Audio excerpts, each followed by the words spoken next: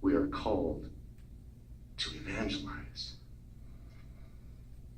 But perhaps the resistance to this call is because we believe, again, that maybe it's not a teaching of the church.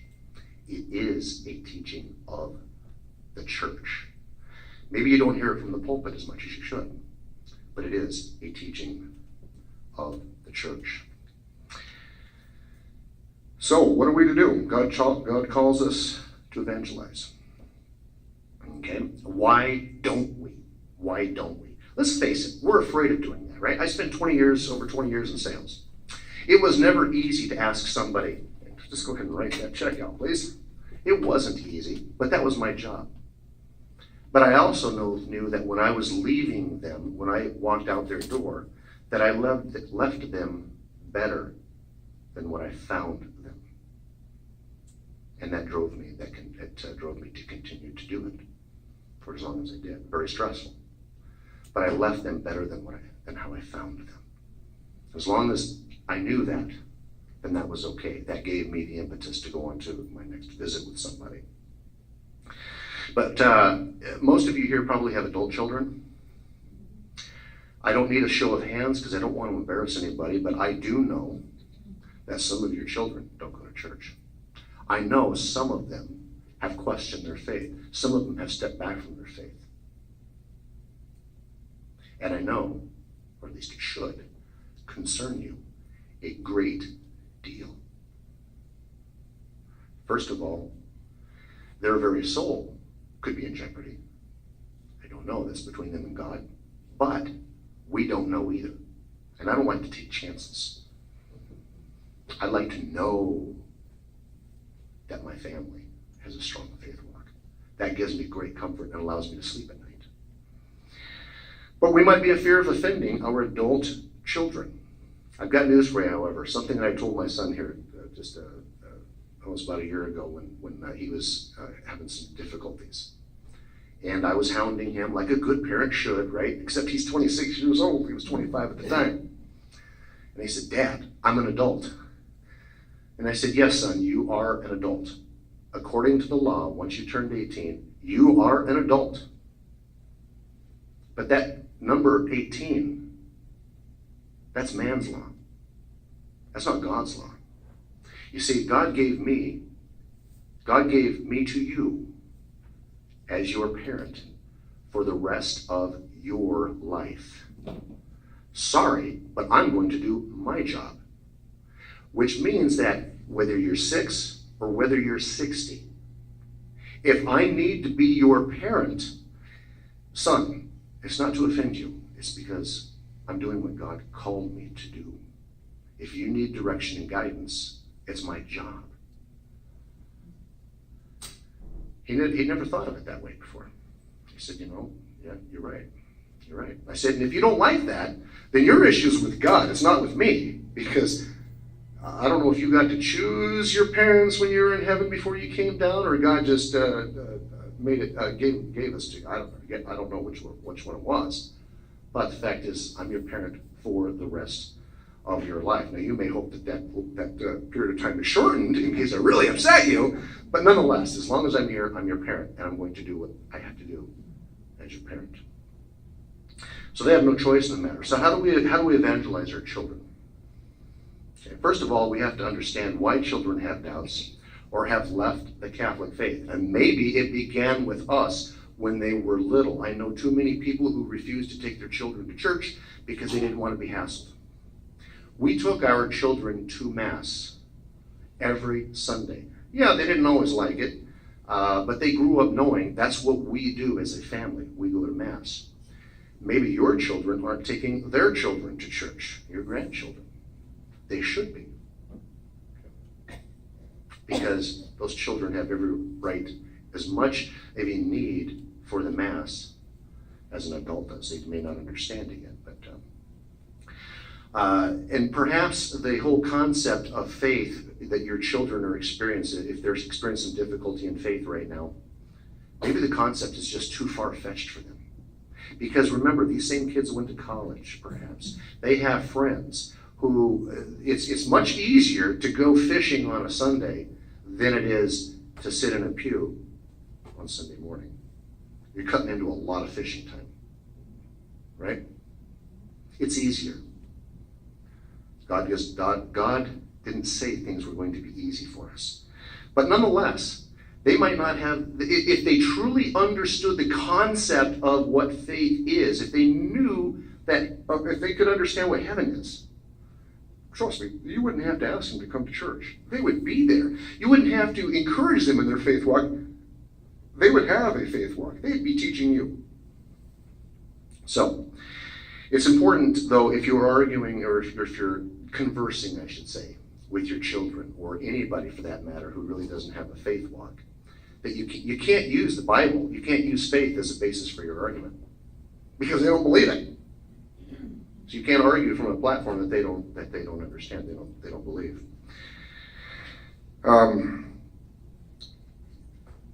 So what are some of the questions that you might get? We're going to spend the last few minutes here talking about some of the objections that people have, and you may have actually heard these yourself.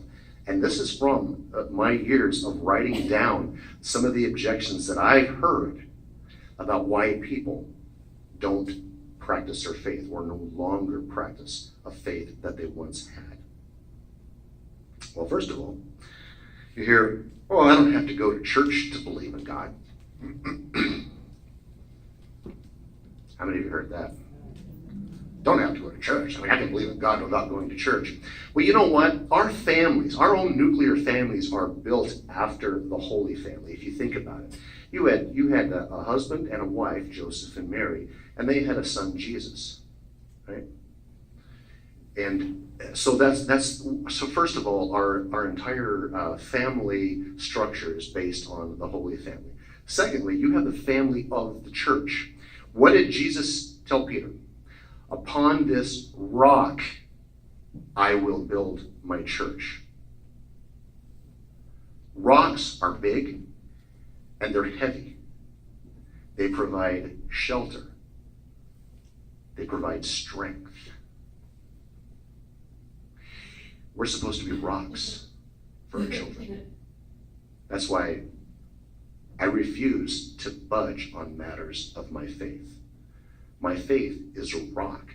I like to know, and your children would like to know, that if they step away from their faith for 10 years and they come back, that rock is still there to provide them comfort and strength. It is still the same rock, and that's you. So, do they have to go to church to believe? If they're going to have a successful family, it certainly makes it a lot easier. Plus, the church needs them. Why do bad things happen to good people? If God exists, then why do bad things happen to good people? Haiti had an earthquake in 2010, it was about 8 years ago. It killed 100,000 people, possibly more. Destroyed 250,000 homes, 30,000 other structures. That's Haiti. When LA has an earthquake, 30 people die. Not to diminish 100,000 or even 30 people. Those are lives. But that has nothing to do with God. That has to do with the faults of humans. That has to do with corrupt governments. So why do bad things happen to good people? Ask the people that. That's not God's fault. If there is a God, well, why doesn't he do something about cancer and violence and poverty? If this God of yours exists, why doesn't he do something about it? Why doesn't he make this world a better place and eliminate that? Well, he did do something about it. First of all, and this is something you'll be telling your kids or your grandkids or your friends or whatever, he did do something about it. He created you. He created you. Polio, the vaccine for polio, was invented by a human being. Imagine if that human being would have been aborted. He created you. Also, struggle. Struggle gives us the opportunity to learn compassion. These are things that I tell people when I have this conversation. Struggle gives us the opportunity to learn compassion. If we see somebody who is poor, don't we find joy in helping that person out? We cannot learn to be generous unless we meet others who have less than us. We cannot learn compassion unless there is somebody that we can care for. If anybody disagrees, feel free. But think about it. If life here on earth were perfect, we would have no need for heaven. The thing is, though, God did not make this earth, or if you want to say science, whatever created this earth, this entire universe. As much as we like to talk about sustainability and all that stuff, it's not sustainable. Ultimately, it's all going away. It might be billions of years from now, but it doesn't last forever. Heaven does last forever. So why doesn't God just show us his love by making us pain-free? There'd be no need for heaven if everything were perfect here. So this gives us the opportunity to have that desire, that righteous desire for something far greater than what we have on earth. You might also get the argument, I don't believe, or I don't have time for church or religion. Oh, I believe, but I don't have time for it. And again, did you set that example? Because if you did, you may have to go out back to your children or your grandchildren and right that wrong. That's difficult, I understand, but you have an obligation to do it.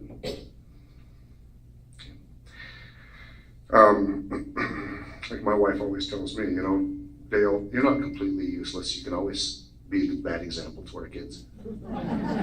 But nonetheless, I want to be a good example. And there are times when I've been a bad example, either by telling them something I shouldn't have, doing something I shouldn't have that they saw, or not telling them something that I should have. I believe in science, might be one of the objections you get. And there's no proof of God or heaven. And like I said earlier, I'm one of the biggest skeptics you'll ever find. I'm one of the biggest skeptics you'll ever find. I'm the last person that should be a Catholic. I'm the last person. But the bottom line is that there may be no proof, scientific proof, but my comment earlier that I think atheists might actually have more faith than us Catholics, you see, they have no proof either. But they profoundly believe that there isn't a God. They profoundly believe that. That is faith. And they don't know where it all came from, but by golly, I am 100% certain it sure didn't come from some guy in a white robe with a long flowing white beard. That is faith. Now, if we could just channel that and let our faith be as strong in our Catholic life, that'd be pretty powerful. But we know that we feel love and hurt. I've got 5 senses, but I've also got emotions. We feel love, we feel hurt, we feel anger. We feel a whole multitude of emotions. Someone even invented a mood ring once. Remember that? Back in the 70s? I lost mine, and I still don't know how I feel about that. But there are emotions. Emotions can't be described. Why do we laugh? Why do we cry? Why are we happy? Why are we sad? These are things that people who don't believe can't answer. That gives you the opportunity to fill that void that they have with faith. Talk to them about God. See, emotions aren't hard facts, certainly not in the way we understand them. Okay? I think that there's likely a scientific explanation behind all of this. I'm not one of those who believes that science is over here and faith is over here. I think that we just haven't seen how they come together yet.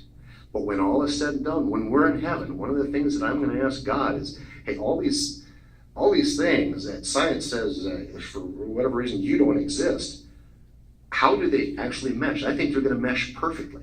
It's just that we are so young and we have such a tiny amount of time here on earth that we can't get them, we can't comprehend it all yet. Our brains aren't big enough. The church is not anti-science. By the way, did you know that it was actually a Belgian priest that came up with the Big Bang Theory and the origin of the universe? He's actually a Belgian priest. Yeah. I don't think the priest is anti-faith or science only. Okay? But there's just simply no explanation why the universe is so ordered. So when somebody says it's science, it's science. Well, that's great. I'm sure it is science. But something had to put it all into order. And that is an answer to a question that they can't supply. So anyway, Carol, were you able to, did you get my email about printing these off? Did I send yesterday? Oh, okay, that's all right, that's all right. Well, perhaps you'd be able to give it to the folks then, because it was a little worksheet basically that I printed up, I created, that you can take home with you, unless we can print them right here. I'll take it over to Paris. Okay, all right, very good.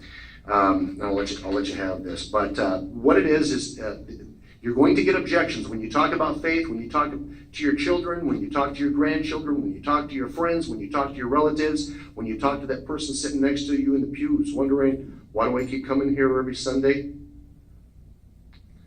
These are some of the questions that they have. It's not an all-inclusive list, but it gives you a good start. It gives you a good start. And that'll give you the opportunity to help them find a strong and profound faith walk. So that way, when you get to meet St. Peter, and by the way, don't take your suitcases full of gold. That was just a joke, right? Don't think you can do that. But when you meet St. Peter, and he says to you, well, who did you bring with you? You can say, I brought everybody that I love. And a few people I had problems with on earth too. But I asked everybody I could think of if they would be willing to join me on this most beautiful and wonderful eternal vacation. So you have your work cut out for you. Not easy. It's not easy. Nothing as easy as worth it. Okay, it's not easy. But it is necessary. Right? Thank you for the opportunity to address you. This is the Council of Catholic Women. I belong to the Knights of Columbus, so he must have been really desperate for a speaker because I'm a guy, if you haven't noticed. But nonetheless, I do appreciate it, and it was well worth the drive up here from the cities to do this, just because spreading that good news and spreading the message of Christ is something we're all called to do. And if I have to go a couple hundred miles to do it, then I'll do that too. All right? Thank you very, very much. Enjoy the rest of your